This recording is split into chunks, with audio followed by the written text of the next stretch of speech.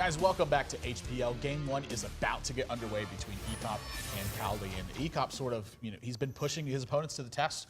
His Warlock play has been drastically swapped up here in HPL. His last match, he 3-0'd with, the match that he won against Muzzy, he 3-0'd with Zulok. And that's throwing a major curveball into some of the strategies he tends to play. And Kaldi, he's been sticking to control. It's going to be interesting to see exactly how both of these players adjust to those play styles and how they tackle this match. Yeah, I think the story of this match is going to be what Kaldi queues up. If he keeps playing control decks, Ek0p might be able to get him with his, a rightly timed mix-up. We're going to find out right here. Game 1 between Ek0p and Kaldi.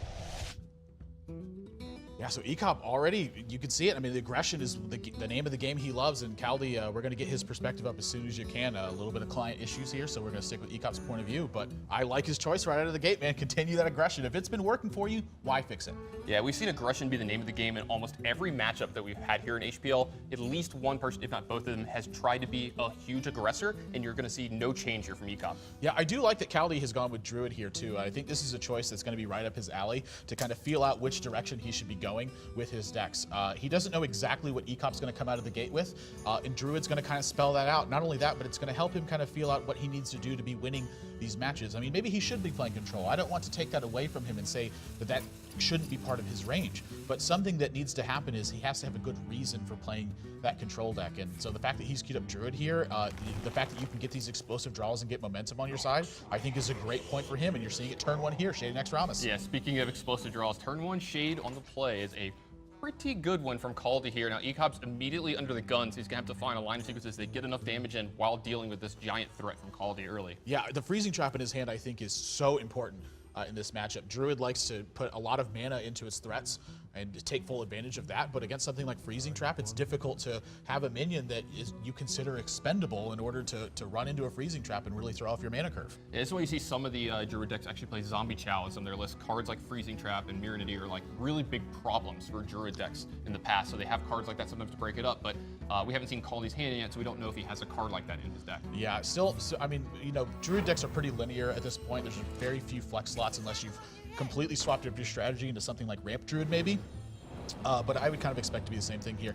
Wow, his actual cards left are Innervate and Wild Growth, so he's got plenty of ramping opportunities, but at this point, this is a little bit of a dangerous spot for Druid. If he doesn't start drawing into these mid-sized minions, this game can quickly snowball out of control. The thing he does have going for him here is that when Ek0p plays his freezing trap, he has Force of Nature ready, so he can check the freezing trap with one of those tokens and then clear up everything that's left. So I do like his board position, even though he's kind of out of gas in this spot, but it's not the end of the world. He may even consider Force of Nature here. I mean, taking out 2 Knife Jugglers, that's a pretty good deal. Yeah, getting to kill 2 Knife Jugglers here and getting in a ton of damage, he's actually going to do it. I have to believe that he's going to do this here. Even drawing Savage Roar so you have the combo, he's not going to live to that point to cast it later in the game, so he needs to get value from his card now. Right, so I do like that he's recognizing his role very early on, but this is kind of the pace setters going forward. Again, Druid has a very high draw density at this point, lots of 5+ drops in its deck. If he manages to draw those, he's going to be sitting in the driver's seat. And since we've seen a Wild Growth and 2 Innervates out of the way, he's got a lot of gas left in his deck. He's got a lot of gas, but he needs to draw the right one next turn. If he doesn't draw anything that impactful next turn, he could fall way, way behind in this game. Ek0p's going to start turning up the aggression here a lot over the next couple turns. Even got a Hunter's Mark too, so he has the next minion checked in that regard. So Kaldi not only needs 1, but he likely needs multiples of these, and the freezing trap is still sitting here. That's a good one, but he can't play it till next turn. It will have a pretty massive effect in this spot, though. Almost no matter what, it's either going to be applying pressure or forcing Ek0p's hand. Yeah, you're going to see Kaldi use his hero power to clear out this web spinner here. Bloodfin Raptor added to Ek0p's hand allows him to maybe curve out a little bit this turn. It gives him a 2-drop to play along with the trap. That was not a bad one at all. Yeah, Snake Trap is also a pretty interesting draw. I think in this matchup, it can be good in certain situations, but the way that this game is panning out right now, I don't expect this card to ever be a major factor in the game. Something that it could do in the future is that when Ek0p plays his freezing trap and Kaldi sees that's the case, he may anticipate the next one being a freezing trap. So maybe preventing some attacks in certain situations or forcing Kaldi to check into a minion instead of checking into face in fear of something like Explosive Trap could really throw things off.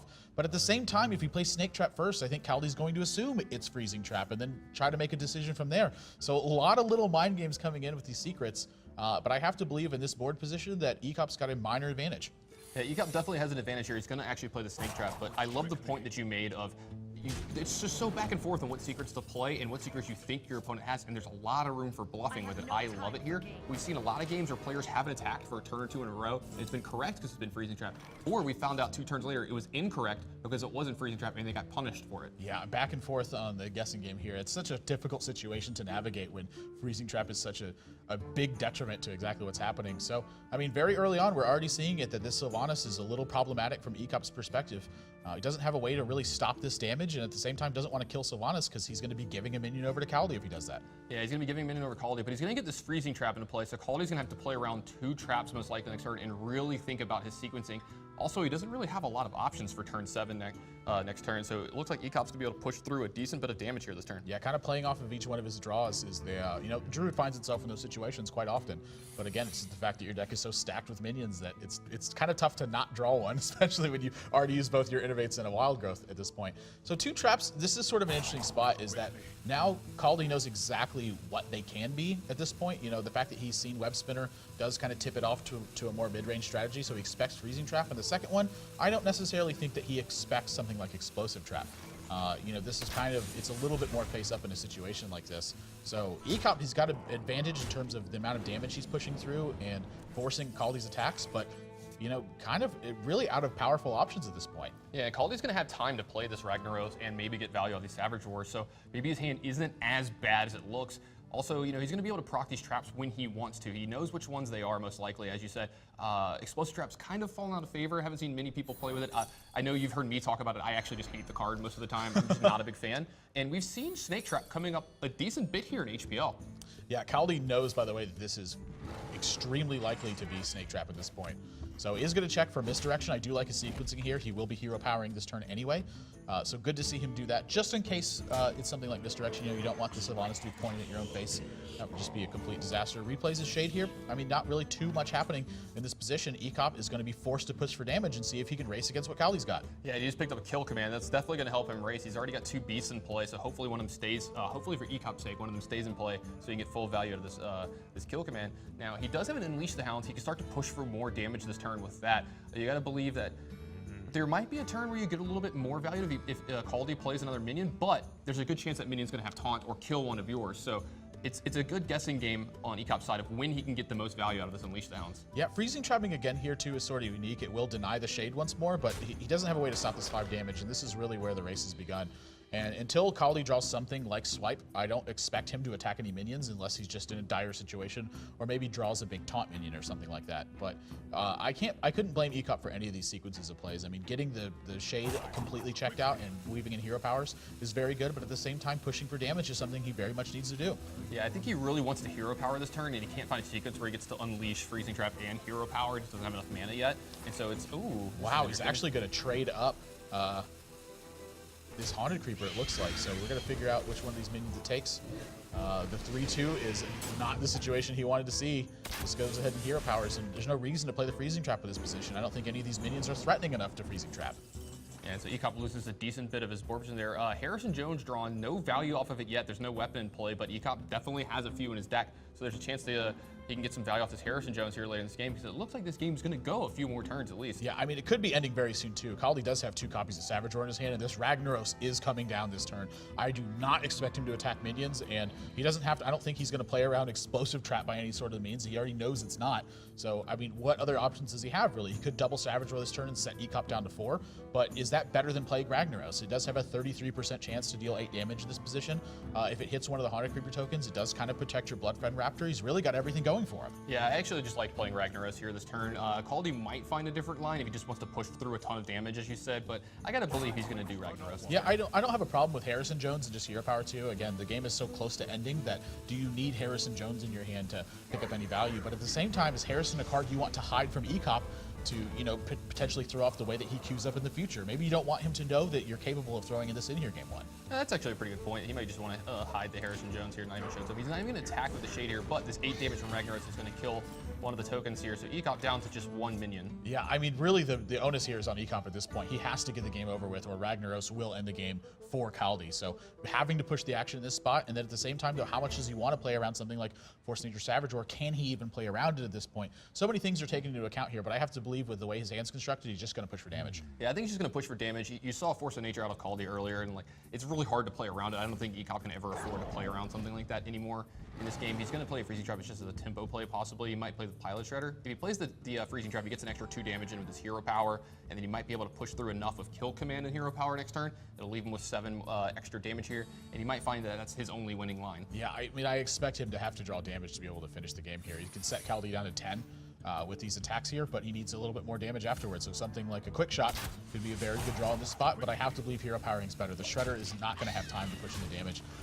He's just going to play around the full Savage Orb, shenanigans that can possibly happen. That Shade is checked, and Ragnaros, in this spot, I think Ek0p's a little bit relieved to have it hit one of the 1/1s in this spot, but we're going to have to find out exactly what happens. Wrath is going to pick up a card here for Kaldi.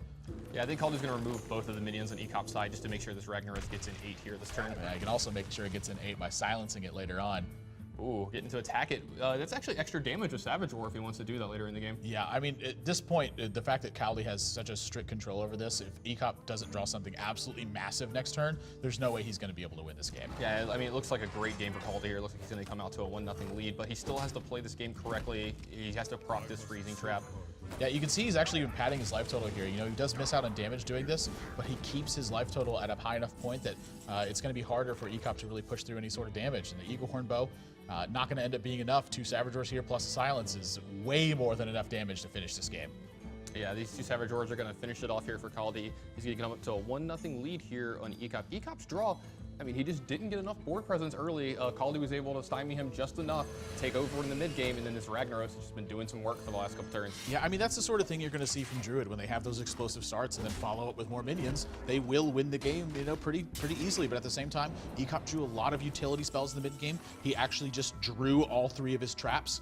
That's one of the last things you want to be doing with Hunter. Just kind of an unlucky game for him. Yeah, he actually physically drew all of his traps. No mad scientist shenanigans happened. So he digitally drew all of his traps. Yeah. digitally drew. I like that. Yeah, that's not something you want to be doing with the Hunter deck. You definitely want to be getting value off Mad Scientist. He does get value for his bow here, but it's a little bit too little, a little bit too late. Yeah, and there's a little bit of flair too. Love the silence of the Ragnaros. I can't tell you how many times that I have miss lethal and seen people miss lethal by not silencing their own Ragnaros, but Kaldi, he's a little bit too smart for that one. So picking up this first game here, again, I love the Druid choice from him, but Ek0p's draw did not have the gas to really get it done. And we talked about Kaldi playing control decks and maybe not having the right cards in the early game. You see kind of the opposite effect with that with more aggressive strategy. Sometimes you'll draw all of your utility cards in the early game, and then suddenly you're the one without the pressure to put the onus on the defending player to answer what you have because you just don't have anything. Yeah, it's just like you said before the match. You would like to see him play something that maybe has some controlling aspects to it, but has combo in it as well. And you know what? The Druid deck, he was the control deck in this matchup.